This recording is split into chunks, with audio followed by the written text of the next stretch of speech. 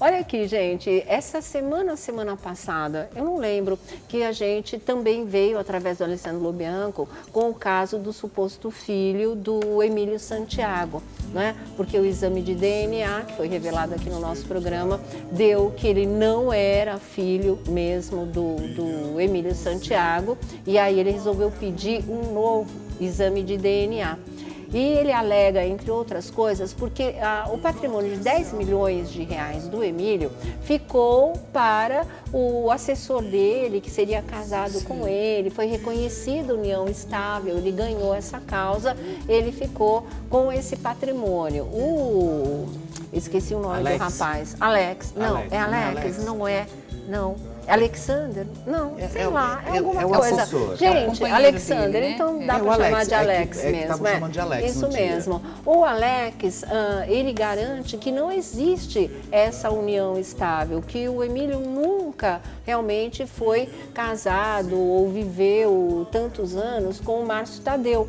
E que realmente ele contesta isso na justiça. Então ele contesta isso, ele quer um outro exame de DNA, porque ele não confiou naquele, e ele deu uma entrevista exclusiva para o nosso programa, que você vai ver agora, quem sabe. Aí você coloca na balança, né, as informações do lado de lá com as próprias coisas que o Alex tem para dizer para a gente. Vamos lá.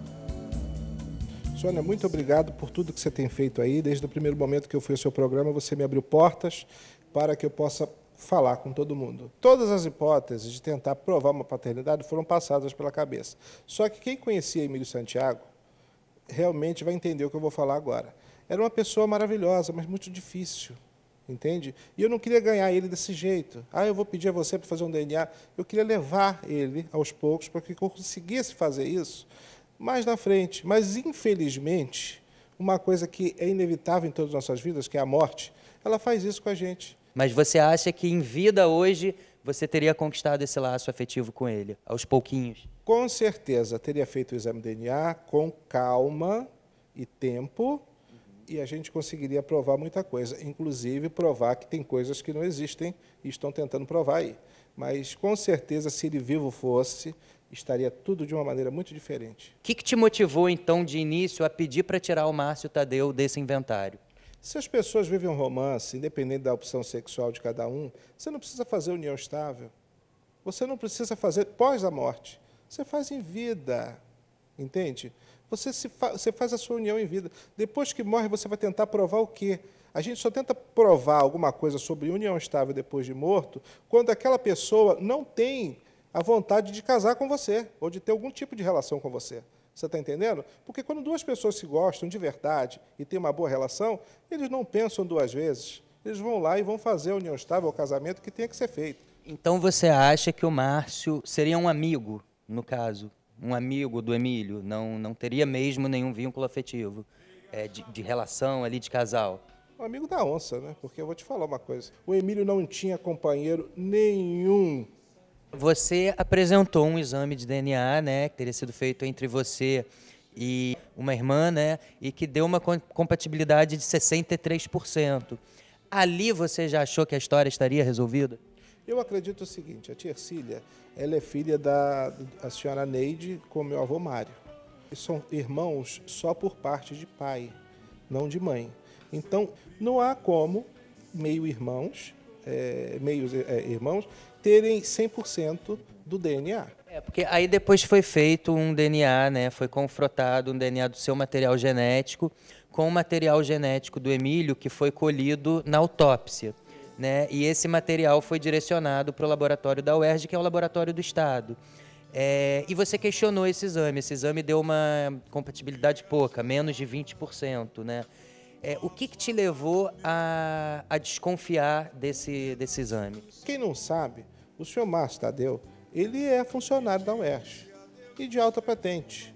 E eu não vou poder brigar, eu não estou dizendo que ele tenha feito, mas pode ter feito. Você está entendendo? Pode sim ter feito. Mas como que um exame de um laboratório conceituado, que muita gente vai procurar para fazer, dá 63%, e o outro dá menos de 20%? Não é normal. Entendeu? O exame definitivo será da exumação. Esse exame... Que foi pedida por você. Sim, porque não teve outro jeito. Eu não queria mexer nunca. Eu acho que você morreu, tem que ficar ali descansando até o dia do juízo, sei lá como vai ser a coisa, mas desde pequenininho a gente escuta esse tipo de coisa. Eu acho que mexer com uma pessoa que já morreu é muito ruim. Eu não gostaria de que me tirassem do lugar para tentar fazer alguma coisa, mas infelizmente a gente vai ter que fazer. Se vier um resultado negativo, como vai ser isso para você? Eu vivi até hoje e eu vou continuar vivendo. Agora, isso vindo positivo, de uma certa maneira, você e o Márcio estão conectados pelo inventário, porque vai ser seu também por direito. Você acha que futuramente vocês possam vir a ter uma boa relação? A gente se fala, não tem isso. Ele não é a mamãe, mas a gente se fala, não tem problema. A gente não tem briga, pelo menos da minha parte nunca teve. Eu questiono muitas coisas, mas sabe por que eu questiono? Eu questiono porque os próprios amigos em comum que tem a Emílio e tem a ele falam sobre a questão, que não eram companheiros, nada disso. Então, se você tem um ciclo de amizade que fala isso e traz para mim, é o que eu questionei com ele desde o início. Eu não estou desmerecendo o senhor. Eu desmereci, sim, a condição de companheiro. A pessoa nunca. Porque companheiro, que é companheiro, não espera o outro morrer para provar que é companheiro. Companheiro casa antes e resolve o problema. Convive antes e resolve. Emílio não era uma pessoa casada, ele não era um homem casado, e ele não tinha por que esconder a sua relação com a dele para ninguém. É isso que eu quero dizer para todo mundo. Como é que uma pessoa consegue fazer um reconhecimento de união estável sem ter convivido e sem ter grandes elementos probatórios para me processar? Eu não tenho um tostão furado. Vai fazer o quê? Eu vou pagar o quê? Eu vou lá, varrer rua. Você acha que se ele pagar esse DNA para ser feito logo, acelerar isso, depois ser retirado do espólio, seria uma solução para acelerar esse processo? Se ele pagar, não. Ele não tem que sair do bolso dele nada. Ele já está levando uma coisa que não é dele. Então, já que ele está levando, ele tira e resolve o problema. Tá aí, a gente estava comentando aqui, né, como o Alex é contundente, gente. Ele parece muito seguro daquilo que ele fala realmente. O que te pareceu, Felipe? Mas assim, com 63%, o primeiro exame, ele dá conclusivo e depois um segundo dá 20%. E ele levantou a possibilidade do Marcos Tadeu trabalhar na UERJ também. Eu não sei, precisa olhar direitinho, né? Precisa ver. Um tiroteio, e assim, eu acho que o Marcos Tadeu, se já tem a possibilidade de trabalhar com essa porcentagem de 63%, que foi o primeiro exame, por que não chama o rapaz, faz um acordo, sabe? Olha, eu te dou alguma coisa, enfim. Porque depois isso vai ficar mais caro ainda, caso realmente ele seja filho. E esse último exame também não pode ser considerado como o verdadeiro, se existe um outro que deu uma porcentagem muito maior, é muita diferença. É muita diferença. Então tem que haver um terceiro aí. Teria realmente, nisso eu acho, por mais triste que seja, mas que o Alex tem razão, através da exumação, porque aí não vai existir dúvida nenhuma, né? Não tem dúvida nenhuma, é verdade. E os órgãos competentes aí não podem se envolver em nada, né? Porque a gente precisa, eles principalmente precisam de uma verdade em relação a isso, né? Claro. Até porque é uma situação muito chata, né? É muito constrangedor. Porque o que é direito, então se é filho, se não é, não é e ponto final, mas a gente precisa de uma comprovação certeira. Parece que não aconteceu ainda porque o Alex, ele pediu a exumação, mas ele não tem o dinheiro para bancar a exumação. Nada indica que o Márcio vai fazer esse tipo de coisa, mas né? Eu acho que uma exumação, acho que fica acho que é 700, 750 reais, uma coisa assim. Não é mais que isso? Não é mais do que isso, não. Então, eu acho que eu sei que de repente ele não tenha.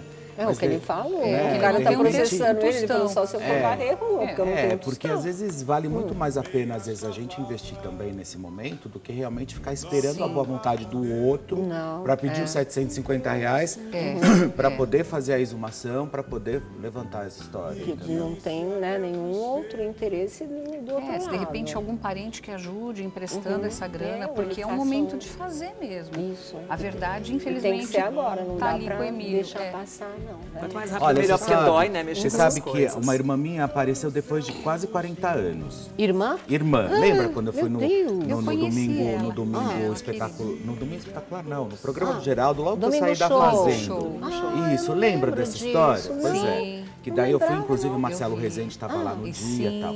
Essa minha irmã me procurou, pegou e falou assim, olha, eu sou tua irmã, e não sei o quê, teu pai, blá, blá, blá, blá, blá, blá, blá. Nunca ficou, isso nunca foi comentado, isso sempre foi uma história que sempre ficou, né? Tipo, eu não sabia, né?